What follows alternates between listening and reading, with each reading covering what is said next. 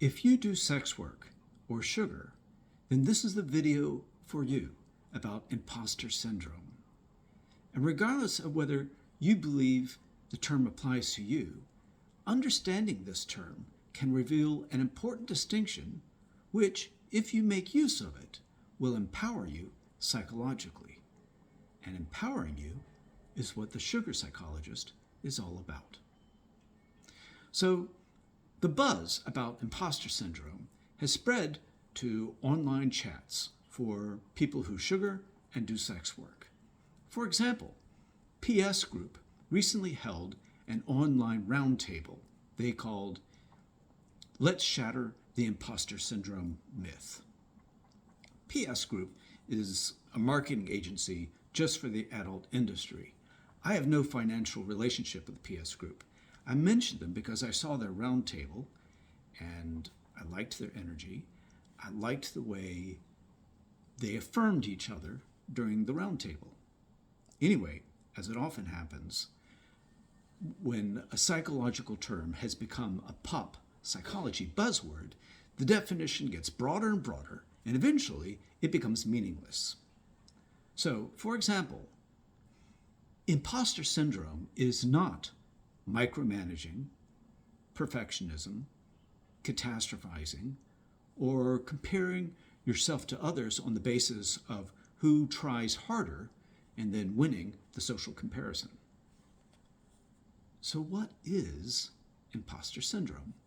Well, the two women who did the research and coined the term, by the way, it's imposter phenomenon, not imposter syndrome, because, well, they coined it because they wanted to emphasize this is a human experience, not a diagnosis of a psychopathology. So they called it phenomenon, not syndrome. Anyway, these two women, Dr. Suzanne Imes and Dr. Pauline Rose Clance, both psychologists, they pointed out that what they mean by imposter phenomenon began in their childhood.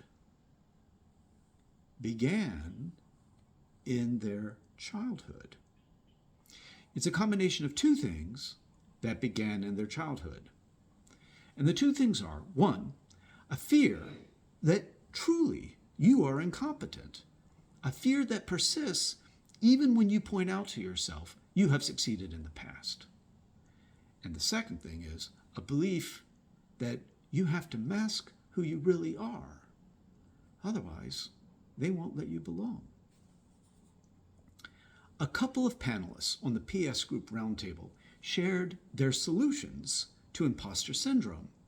One shared that her practice is, quote, boldly and with no shame whatsoever, brag about yourself for half an hour, and then go back to being humble.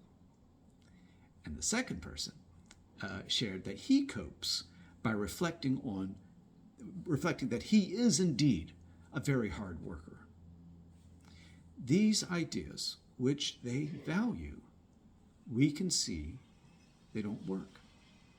Because they are saying, what they are saying is that every time they have an imposter syndrome moment, this is what they do. This is how they cope. And as you notice, if they keep experiencing imposter syndrome, then their solution is not working because they keep experiencing imposter syndrome. Okay, so what works better? Well, here's where we go back to the part where I said at the beginning of this video, there's a distinction that will empower you if you make use of it. Here it is. Why you have an emotional reaction and when you have an emotional reaction are not the same thing. In other words, causation and occasion are not the same thing. The members of the roundtable, just like most people I hear when they're talking about imposter syndrome, speak about it happening in their adulthood, workplace, or social lives.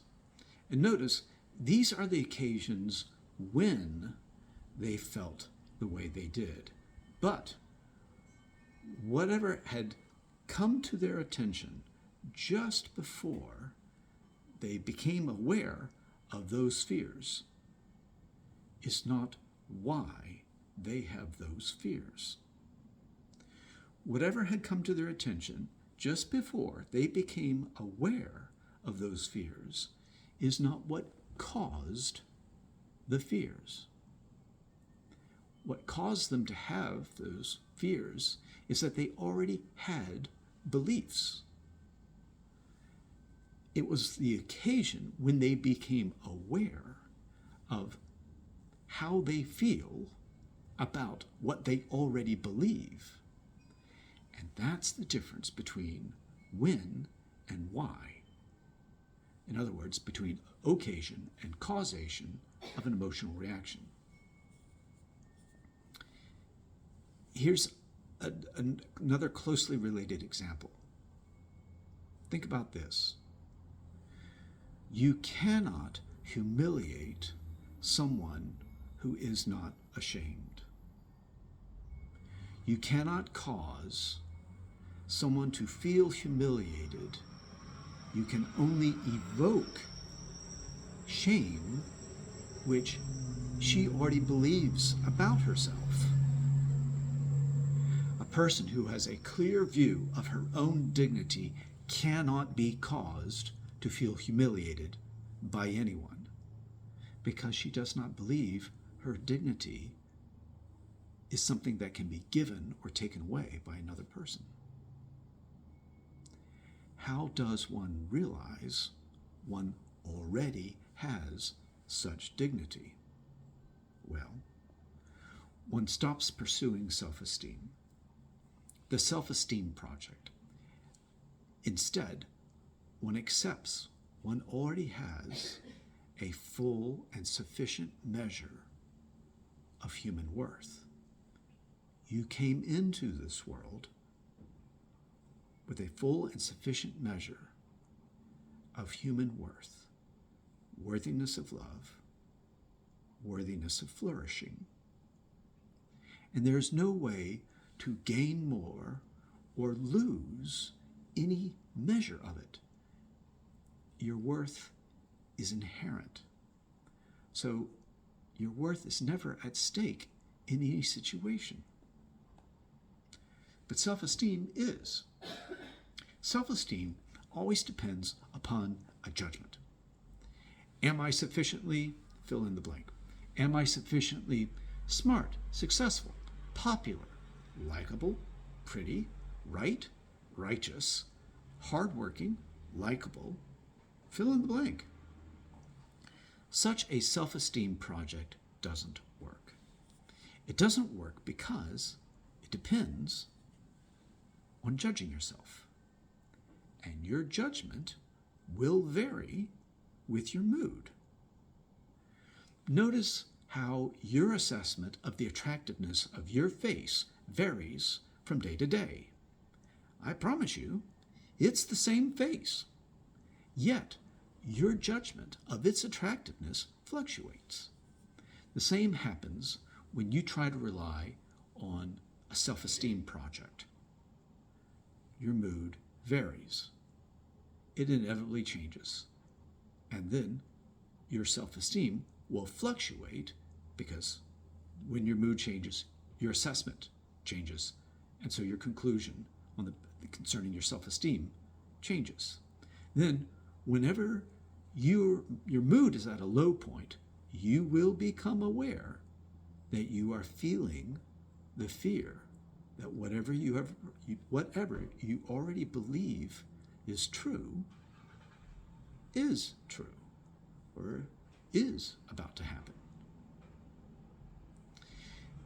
If you want help implementing this distinction in your personal life and career, contact me for consultation. I'm Dr. Franklin, the Sugar Psychologist.